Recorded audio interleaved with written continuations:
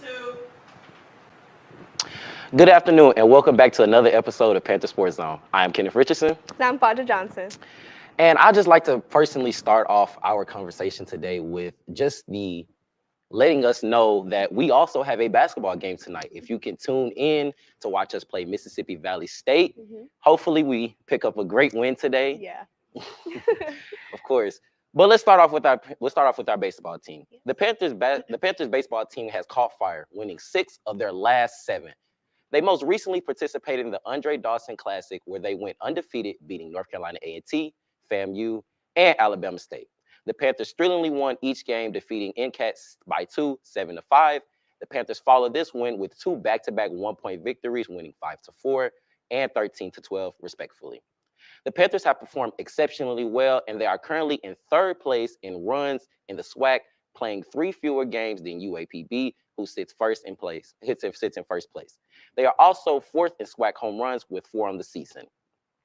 The Panthers baseball team has begun their season by participating in the 2024 Cactus Jack Classic this past weekend at Minute Maid Park. The Panthers went 3-0 in the tournament, winning the entire thing by defeating Grambling State, Texas Southern, and Alcorn State. The Panthers started off the tournament on Friday with a win versus Grambling State, winning 10-5. The Panthers continued their dominance, defeating Texas Southern 5-3, but the Panthers saved their best for last, defeating Alcorn with their walk-off hit by designated hitter Tyron Norris. The game was a battle, with the Panthers trading runs in the Braves throughout their entire matchup. The Braves led at the bottom of the 9th inning, but after a great plays from Michael Smith Jr., Garris Wise, and Marshall Jones, the Panthers were in their prime to take position for the win. Tyron Norris hit a single middle up the middle, leading 2 games Panther runs by Garrison Wise and Jordan Williams. I feel like the baseball team is just great success right now. I mean, sitting at 6-1. That's amazing. Honestly, just amazing. Yeah, there's been a lot of talk about the baseball team and how it's just been like taken off recently. And I think we have an amazing baseball team. I agree. I mean, our only loss really coming from U of H, and we all know about U of H. But I mean, just looking at us, I feel like SWAC would just be a breeze for us. Yeah, most definitely. I definitely agree with you. Yeah. True. The Panthers will be back in action tomorrow versus Texas State in San Marcos, Texas. The first pitch is scheduled before 6 p.m. tomorrow, and stay tuned for more. The Lady Panthers softball season is off to a fast start. They were winners of their last 4 of 6 before dropping 3 straight to Kansas City and Houston Christian. Their most recent win came against North Dakota, where they scored 11 runs, winning 11-3. The Lady Panthers went 6-10 with runners in position to score. Destiny Smith and Aaron Talley scored the most runs for the Panthers, finishing the game with 2 runs each. The Lady Panthers dominated the first weekend prior, where they competed in the 2024 HBCU Softball Invitational. The Lady Panthers went 4-1 during the tournament, defeating Maryland East Shore, South Carolina State, and North Carolina A&T.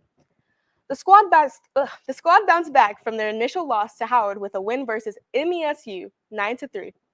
They continued their dominance, defeating South Carolina State and North Carolina A&T 8-3 and 10-9, respectively. The Lady Panthers' next matchup will be a doubleheader versus Kansas City today, as they begin tournament play at the Houston Christian University softball tournament. The first game of the doubleheader began at 1 p.m.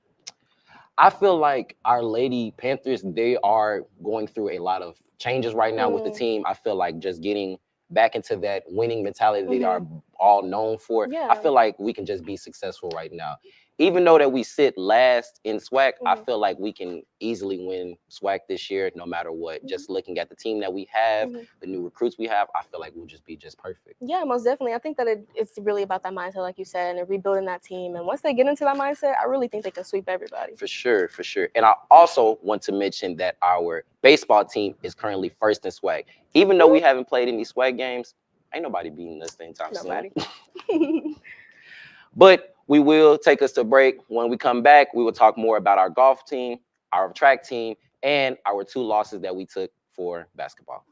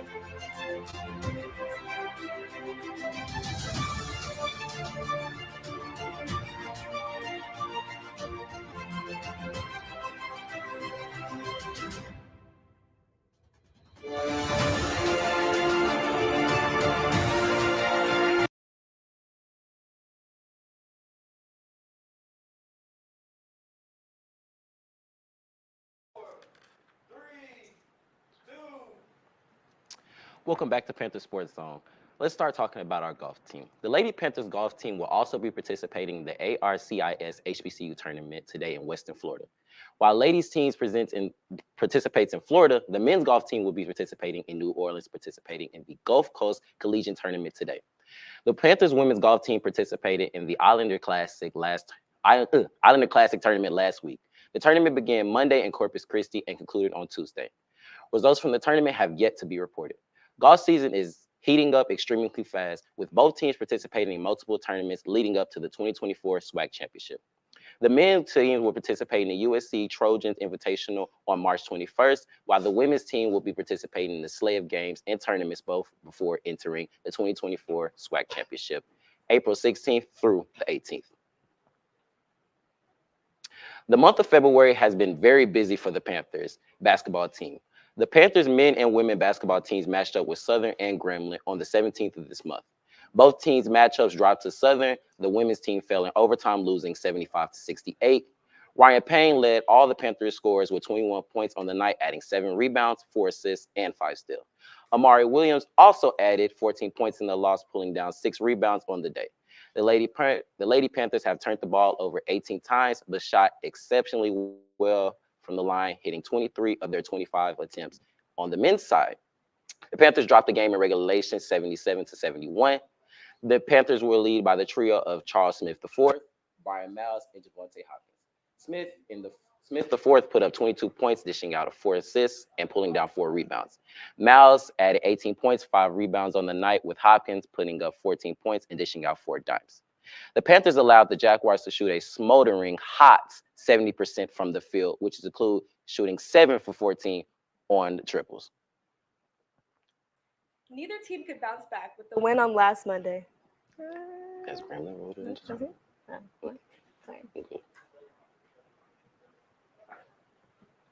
That's hers.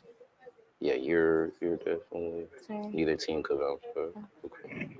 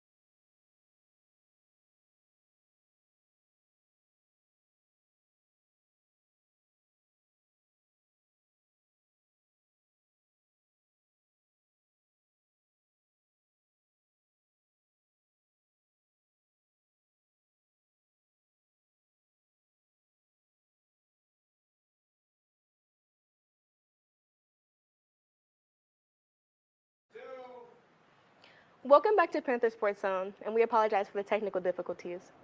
Neither team could bounce back with the win on last Monday as Grambling rolled into town. The women's team was outpaced by Grambling.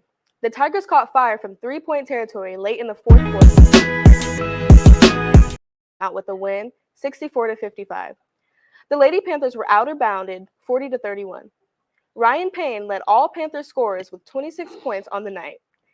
Geraldine Smith added 13 points of her own, grabbing 6 rebounds and dropping 6 assists. The men also fell to the hands of Grambling, losing 83-74.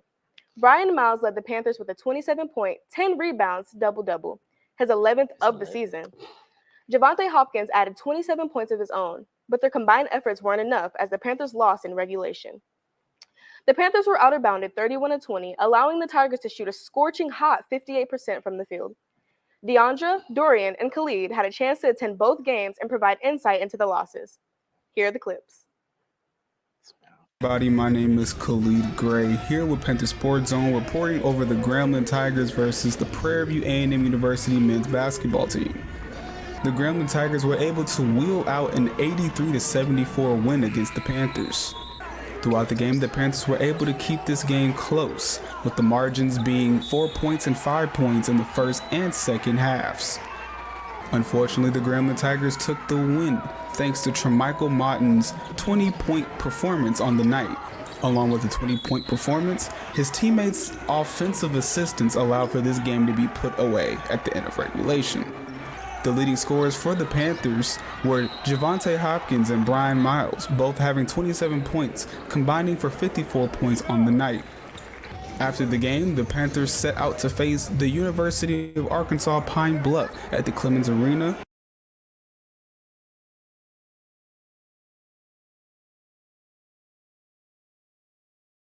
My name is Khalid Gray, here with Panther Sports Zone, reporting in on the Grambling Lady Tigers versus the Prairie View A&M University Lady Panthers. The Grambling Tigers met the Panthers here at our own Baby Dome at 5:30 p.m. on February 19, 2024. Here, the Grambling Lady Tigers defeated the Lady Panthers 64-55 at the end of regulation. This was because of an amazing third quarter, outscoring the Panthers by 8 points. The leading scorer for the Panthers were Ryan Payne with 26 points, shooting 9 from 17 on the night, as well as 7 for 9 from the free throw line. The leading scorer for the Grambling Lady Tigers was Dushan Prin with 16 points, shooting 6 for 10 on the night. After the game, we were able to catch up with Maya Williams to discuss defensive focus for herself as well as for the team.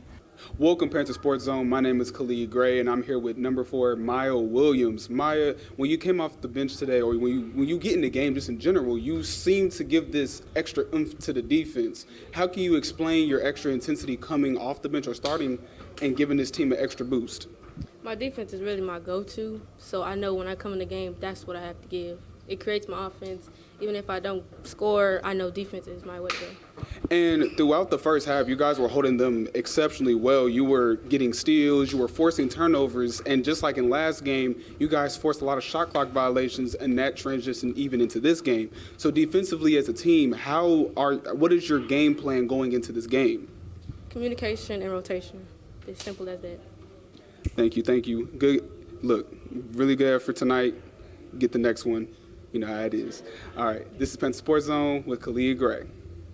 After this game, the Lady Panthers are to face Arkansas and Pine Bluff, the Golden Lions, at Clemens Arena at 3 p.m. February 24th.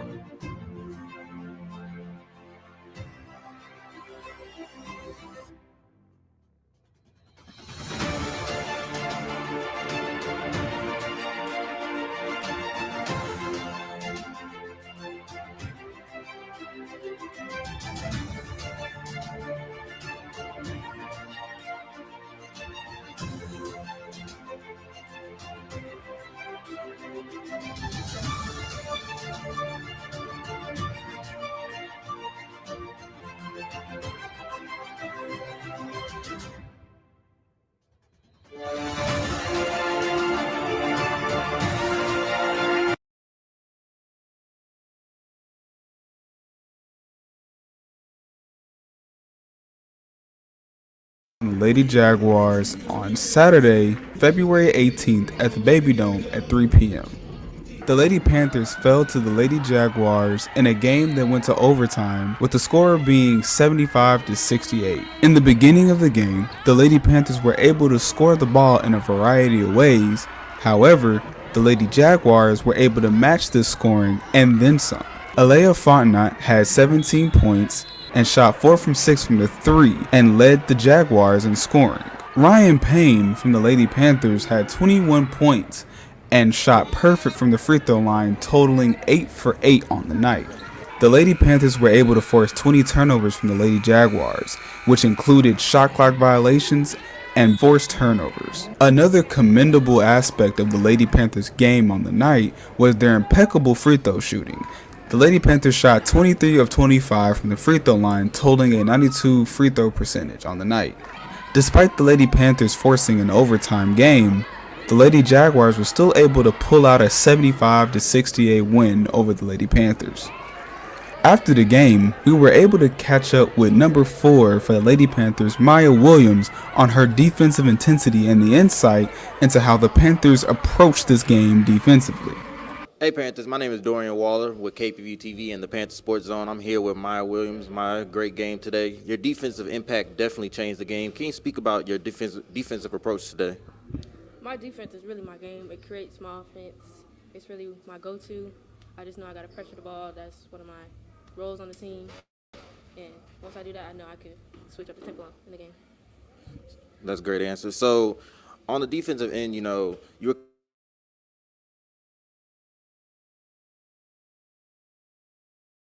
kind of speeding them up, like we kind of mentioned before. You had a couple when you were attempting to take the ball.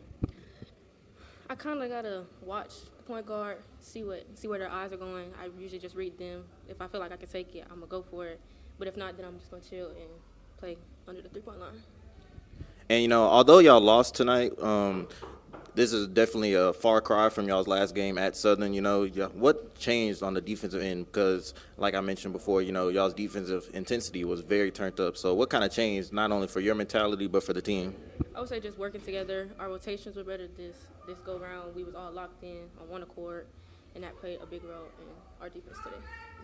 And before we end the interview, I kind of wanted to touch on one little subject. On the offensive end, you were kind of dribbling through the entire defense a couple times. I was definitely impressed over there on the sideline. Can you talk about how, what's going through your head while you're dribbling through 3 to 4 defenders? I would say my speed, just using my speed to my best abilities. I know I could get past defenders, so it's just a matter of reading them, where they go, and looking up the court and viewing vision. Thank you so much for your time. I appreciate you. The next matchup for the Lady Panthers is Grambling here at the Baby Dome at 5:30 p.m. on Monday, February 19th. Hope to see you guys there. The PVAMU men's basketball team was in action last Saturday on the 18th at 5:30 at the Baby Dome against the Southern Jaguars. Despite the loss, this was only a 6-point differential game, with the total being 77-71 in the favor of the Southern Jaguars. On the night, the Panthers shot 52% from the field and 33% from the three-point line. The Southern Jaguars rivaled this with an astonishing 70% from the field and a 50% field goal percentage from the three. With the combination of efficient shooting as well as the implementation of a defensive press, the Southern Jaguars were able to pull out an 18-point lead on our Panthers throughout the game. Their discipline on the offensive and defensive side of the ball costed them the game, racking up 27 fouls with 4 technicals on the night. This allowed for the Panthers to shoot an astonishing 78% from the free throw line as a team, reeling them back into the game. Charles Smith IV led the Panthers with 22 points, shooting 7 for 15 on the night, as well as Brian Miles having 18 points, shooting 6 for 8 on the night, and 6 of 7 from the free throw line. Southern Jaguars guard Brandon Davis was able to finish off the night with 20 points, shooting 8 for 11 from the field and 2 for 5 from the 3, as well as 2 for 5 from the free throw line. This scoring outburst, coupled with 3 other players on the team having 10 or more points, allowed for Southern to pull out a 77-71 win against the men's basketball team. The Prairie View men's basketball team looks forward to taking on Grambling here at the Baby Dome at 7:30 p.m. on Monday.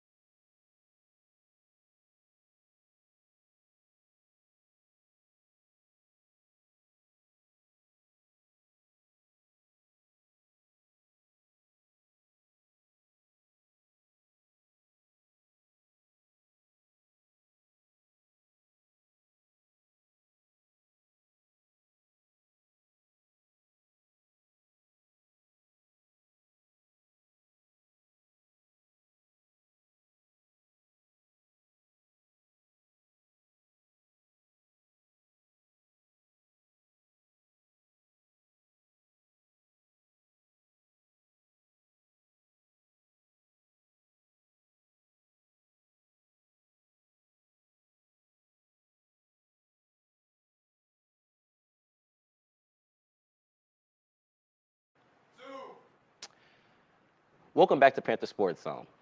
The Panther season continued with a trip to Arkansas to face off versus UAPB. The women's team was able to pick up the win, while the men's team fell short in regulation. The women's basketball team halted their 5-game losing streak over with a win of 66-57 over UAPB. The Lady Panthers were led by Kayla Smith, who had a breakout game. Smith put up 20 points and 2 steals on the day, knocking down 4 of the Panthers' 6 triples. The Lady defense was locked down as they held the Golden Lions to only 30% shooting, recording 11 steals and 25 defensive rebounds. Despite the success of the women's team, the Panthers men's basketball team fell to UAPB 72-59. The Golden Lions led by as much as 18, leading for majority of the game. The Panthers fought all the way back, bringing the game closer with a score of 59-52. But the Golden Lions closed the game, scoring 13 late points to extend their lead. The Panthers received big games from C.J. Lane and Javonte Hopkins. C.J. Lane scored 24 points in the loss, knocking down 3 triples. Hopkins added 12 points, with Brian Miles also scoring 12 points of his own. The Panthers have now lost 3 in a row. Both teams will look forward toward their matchup versus Mississippi Valley State tonight, with the women's game set to tip off action at 5:30 p.m. The men's and women's track teams participated in the 2024 SWAC Indoor Championship earlier this month. Texas Southern claimed the men's championship, scoring 141 points in the tournament. Despite the loss, the Panthers performed exceptionally, with multiple Panthers placing in the tournament. The Panthers finished second place in the tournament. Aaron Knight finished first place in the men's 60-meter hurdles, while Christian Derrick placed first in the men's 400-meter dash. Jaden Harris placed third in men's triple jump, jumping 15.28 meters. Florida A&M University captured the women's championship, with the ladies Panthers placing third. Savora Anderson placed first in the women's triple jump, jumping 12.44 meters. Fellow Lady Panther Macy Grace placed first in the women's pole vault with 3.21 meters. The men's and women's track teams will be back in action on March the 9th, with they travel to McNeese State University and Lake Charles University to participate in the McNeese Relays. Panther Athletics are also looking for volunteers at the up-and-coming PV Relays March 22nd to 23rd. For more information, please contact Alicia Pete at alp@pvamu.edu. And before we close out today's episode, we want to give a special Panther welcome back to Coach Anthony Whedon. Whedon previously played and coached here at the Hill before moving to several different roles at differing schools. McDowell and PVAMU Athletics announced the hiring last Thursday, releasing an official press release on pvpanthers.com. Welcome back, Coach, and good luck this upcoming season. We're going to take one more short break. When we come back, join Janarius Howes as he shines a spotlight on our women's bowling teams. Jada Gordon in our very first feature segment, Spotlight Athlete.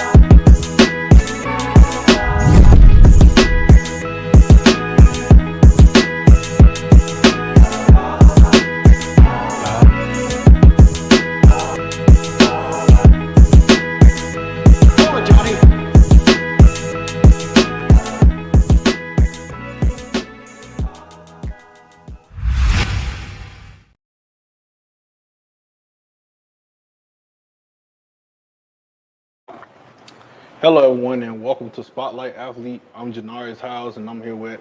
My name is Jada Gordon. I'm a sophomore, and I'm from Germantown, Maryland. Okay, wrapping up this past tournament, how would you grade the team? I would say that probably a C. We did okay in the first roundup, but this roundup, it kind of went downhill. We finished 5th, which isn't bad, but it's like enough to make championships, so it'll be good. Yeah, true. Do better in the next go-round. Mm-hmm. But, yeah, I want to know more about you. How and where did your bowling career all start? So my family, traditionally, they do bowling. That's their sport. So when I was about 5, I picked up my first bowling ball. And from there, I just kept going. I saw other women doing competitive bowling, and I was like, "Ooh, like that's something that I would want to do." And I just kept doing it ever since, and continue to get better each and every day. Okay. And another thing I want to know, like, was there any challenges you had to face going as time passed? Yes. So when I was about in 10th, 11th grade, I suffered a bruised rotator cuff, and that kind of took me out for a long time. It was very hard for me mentally, but sometimes you have to go through hard times to get better. Okay. And was there any time in your career that you felt like giving up bowling? Definitely. The most recent one was definitely Florida last year. The tournament was just bad and whole.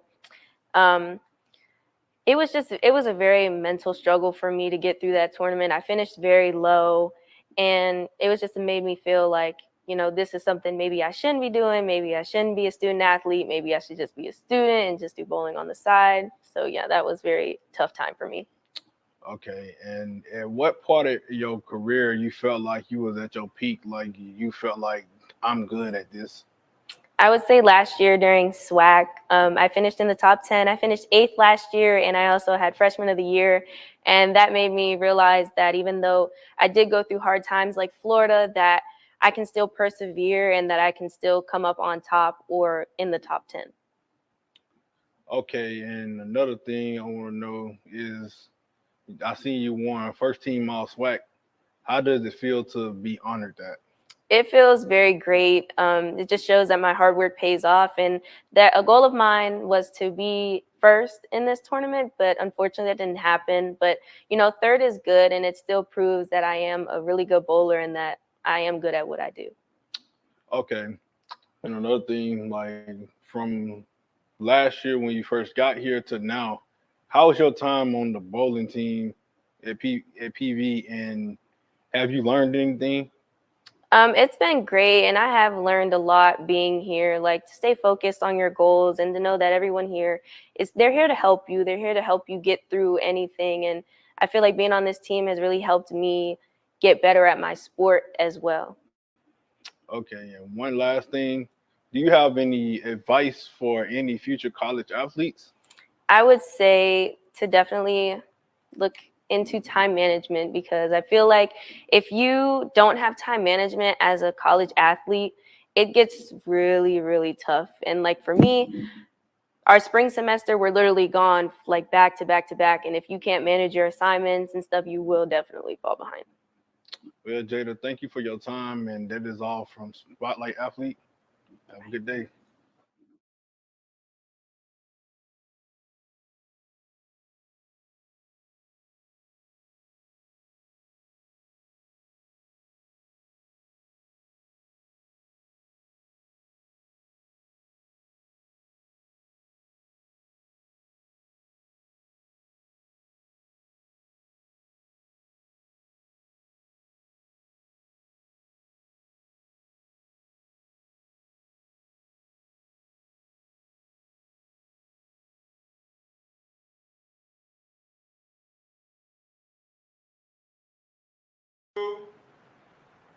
And that will conclude our today's episode of Panther Sports Zone. Make sure you tune in every Monday, Wednesday, and Friday at 5:30 p.m. for more. Thank you for watching. My name is Kenneth Richardson. And I'm Fajha Johnson.